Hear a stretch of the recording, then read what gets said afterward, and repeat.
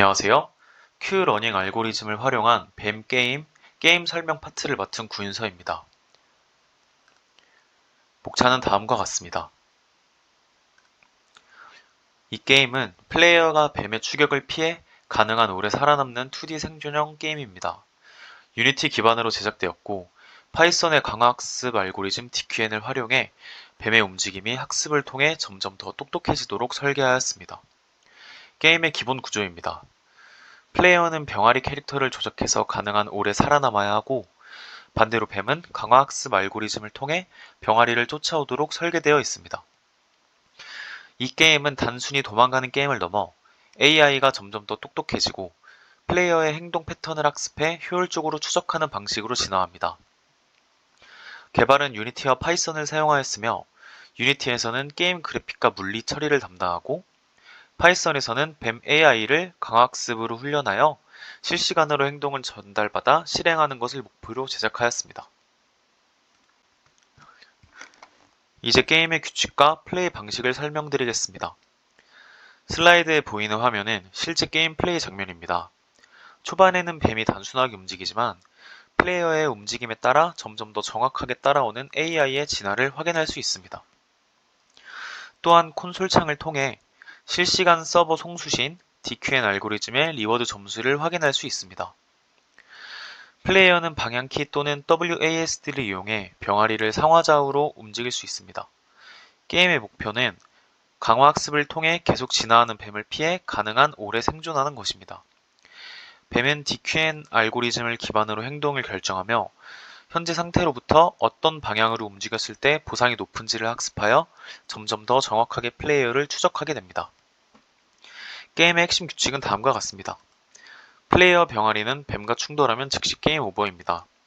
시간이 지날수록 생존 시간이 증가하여 이 값은 최종 점수로 기록됩니다. 뱀은 강화학습을 통해 이전 경험으로부터 학습하여 점점 더 전략적으로 플레이어를 포위하거나 추적하게 됩니다.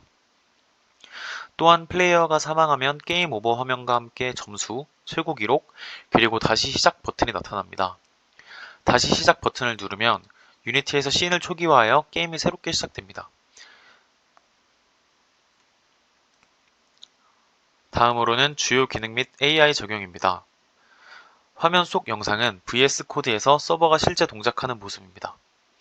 첫 번째 주요 기능은 실시간 유니티 파이썬 소켓 통신입니다. 유니티에서 플레이어와 뱀의 위치 정보를 파이썬에 전송하면 파이썬에서는 DQN 알고리즘을 이용해 최적의 행동을 계산한 후 다시 유니티로 액션을 보내줍니다. 포트를 두 개로 나눠서 5005번 포트에서는 수신을 받고 5006번 포트에서는 송신을 합니다. 이런 양방향 통신 구조를 통해 뱀이 AI로서 행동하고 매 프레임마다 의사결정을 내릴 수 있습니다. 두 번째는 DQN 기반의 AI 뱀 행동입니다. DQN은 딥러닝 기반의 강화학습 알고리즘으로 게임 상태를 입력받아 각 행동에 대한 기대 보상을 예측합니다. 뱀은 매 순간 상하좌우 중 하나의 방향을 선택하여 현재 상태로부터 가장 높은 Q 밸류를 가지는 행동을 선택하거나 초기에는 탐험을 위해 일부러 랜덤한 행동을 수행하기도 합니다. 이걸 이그리디 탐색 전략이라고 부릅니다. 세 번째는 경험 리플레이와 타겟 네트워크입니다. 뱀은 매 순간의 경험을 메모리에 저장하고 일정 주기마다 무작위로 꺼내어 학습합니다. 이로 인해 학습 데이터의 다양성과 안정성이 확보됩니다. 네 번째는 생존 기반 보상 설계입니다. 뱀이 한 프레임이라도 생존하면 0.01의 페널티, 플레이어와 충돌하면 마이너스 1.0의 큰 페널티. 이처럼 살아있는 것만으로는 보상이 마이너스이고 플레이어를 잡지 못하면 점점 더 손해를 보기 때문에 뱀은 점점 더 적극적으로 플레이어를 추적하도록 학습하게 됩니다. 이번에는 저희가 DQN 스네이크 게임을 개발하면서 실제로 겪었던 문제점들과 그에 대한 해결 방안, 그리고 이 프로젝트를 통해 배운 점을 공유드리겠습니다. 첫 번째 문제는 유니티와 파이썬 간 소켓 연결 끊김 현상입니다. 게임이 재시작될 때마다 유니티 쪽 오브젝트가 초기화되는데 이전에 연결된 TCP 소켓이나 스네이크 무버 스크립트 참조가 끊기면서 AI가 더 이상 작동하지 않는 문제가 자주 발생했습니다. 이것을 스타트 함수 내에서 find first object by type을 사용해 씬이 재시작되도록 자동으로 객체를 재탐색하도록 구현했습니다. 소켓을 수동으로 안전하게 종료하도록 수정하여 메모리 누수도 방지했습니다. 이로 인해 유니티와 외부 시스템 간 통신을 설계할 때는 예상치 못한 종류와 재시작 시나리오까지도 구조적으로 고려해야 한다는 것을 깨달았습니다. 두 번째 문제는 DQN 학습 초반 AI가 이상한 행동을 반복하는 것이었습니다. 훈련 초기에는 충분한 데이터가 없어 AI가 무작위로 움직이다가 게임이 즉시 종료되는 일이 반복되었습니다. 일정 수의 데이터를 쌓을 때까진 트레인 스텝을 실행하지 않도록 조건을 걸었습니다. 그리고 학습이 진행될수록 점점 감소하도록 스케줄링에 안정적인 학습을 유도했습니다. 이로 인해 학습은 이론만으로는 보장되지 않으며 실제 환경에서의 시행착오를 통해 학습 안정성을 확보해야 한다는 점을 실감했습니다. 세 번째 문제는 보상 설계의 애매함이었습니다. 뱀이 플레이어를 향해 정확히 쫓아가지 않고 중간에 멈추거나 멀어지는 방향으로 가는 경우가 잦았습니다. 스네이크 무버 스크립트에서 현재 거리와 이전 거리를 비교하여 보상을 직접 계산하는 로직을 구현했습니다. 가까워지면 플러스 1 보상, 멀어지면 마이너스 1 페널티, 충돌하면 마이너스 10 페널티로 생존 자체에는 세밀한 보상 설계를 통해 행동이 유도되도록 했습니다. 이로 인해 보상 함수는 단순한 숫자가 아니라 AI가 어떤 행동을 목표로 할지 정의하는 행동 설계서라는 것을 체감했습니다. 이런 문제들을 해결하면서 AI가 자연스럽게 동작하고 학습하는 구조를 갖춘 시스템을 완성하는 데 집중할 수 있었습니다. 이번 프로젝트를 진행한 경험은 이후 다른 AI 프로젝트를 하거나 안녕하십니까. 저희는 DQN 스네이크 프로젝트를 진행한 4조 구윤석 김승규입니다. 저는 이번 발표에서 게임에서 인공지능이 실제로 어떻게 동작하는지, 그리고 저희가 개발하면서 가장 많은 고민과 수정이 있었던 코드들에 대해 분석하고 설명드릴 김승규입니다. 이번 소스 분석은 크게 6가지 영역으로 구성됩니다. 먼저 파이썬을 뱀 조작 서버로 활용하는 과정, DQN 모델을 연동하는 과정, 뱀 움직임을 수신하는 과정, 게임 루프를 제어하는 과정, 게임 종료 시 처리되는 과정, 마지막으로 리트라이 버튼을 클릭 시 처리되는 과정입니다. 먼저 파이썬을 뱀 조작 서버로 활용하는 과정입니다. 스테이트 샌더 CS 스크립트는 유니티에서 실시간으로 뱀과 플레이어의 위치, 그리고 보상값을 파이썬에 전달하는 역할을 합니다. 화면에 보이는 스트링 메시지는 파이썬에서 문자열로 받아 파싱되며 뱀의 행동을 결정하는 데 중요한 입력으로 활용됩니다. 하지만 여기서 게임이 재시작되면 이전의 TCP 연결이 끊어지거나 null reference 오류가 발생하는 문제가 있었습니다. 또한 스네이크 무버를 수동으로 연결하지 않으면 참조되지 않는 버그도 있었습니다. 이를 위해서 저희는 onApplication quit에서 연결을 수동으로 끊어 메모리 누수를 방지하였습니다. 또한 화면에 보이시는 줄바꿈 문자 /n을 붙여 파이썬의 메시지 경계를 인식하도록 수정하였습니다. 이를 통해서 저희는 문자열 포맷과 경계 처리를 신중하게 해야 한다는 점을 체감하게 되었습니다. 다음으로 DQN 모델을 연동하는 과정입니다. 저희는 파이썬에서 유니티로부터 상태를 받고 DQN 모델을 이용해 행동을 예측한 후에 다시 유니티에 액션을 보내는 방식으로 코딩을 진행하였습니다.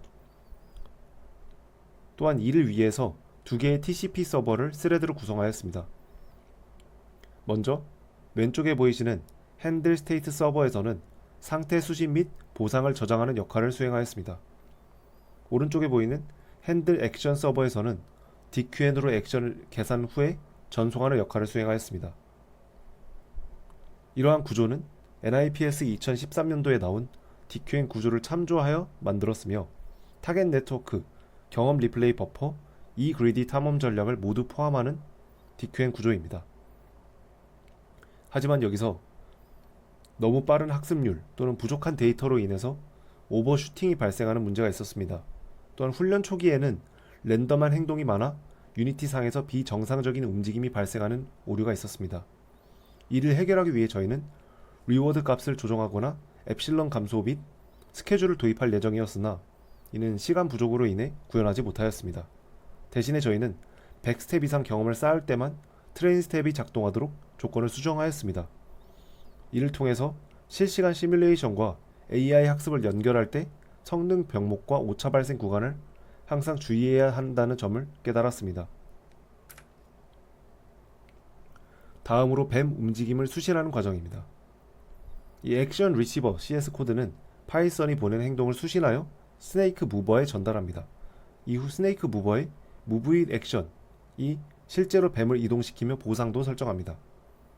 하지만 여기서 씬이 재시작되면 스네이크 무버의 연결이 끊기거나 행동 수신이 안되는 경우가 많았습니다.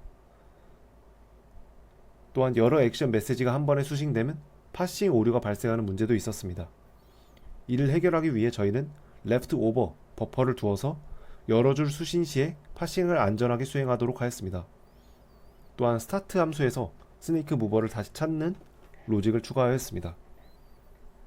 이를 통해서 실시간 통신을 할 때에는 항상 끊김 이후에 복구할 시나리오를 고려해야 한다는 점을 깨달았습니다. 이 네 번째 소스 분석부터는 유니티에서 게임의 흐름을 관리하는 핵심 컴포넌트인 게임 매니저 CS 코드와 그 연계 구조에 대해서 설명드리겠습니다. 이 스크립트는 게임의 시작과 종료, 시간 및 점수 관리, 씬 리셋 처리를 담당하는 가장 핵심적인 로직입니다. 또한 여기서 리트라이 버튼을 누르면 파이썬 AI 연결까지 정상적으로 복구되도록 설계되었는지 확인하는 부분도 중요한 검토 대상이었습니다. 게임 매니저는 유니티 게임 내에서 전체 흐름을 제어하고 점수를 집계하고 게임 오버를 처리하는 로직입니다.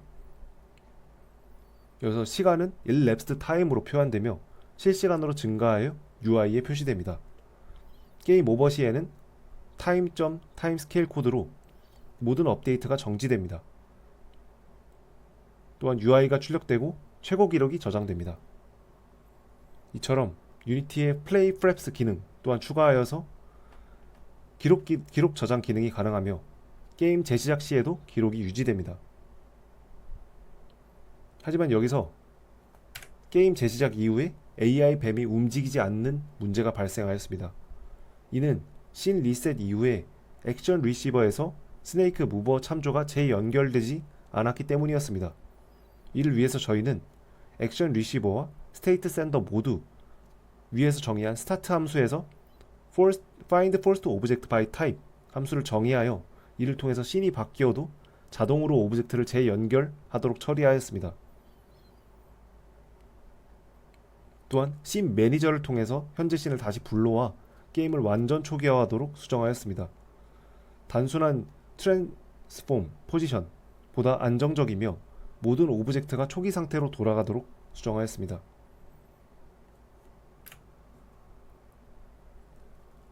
최종적으로 저희는 리트라이 버튼을 누르면 다시금 코드가 서버와 연결되고 게임이 재시작되도록 설정하였습니다.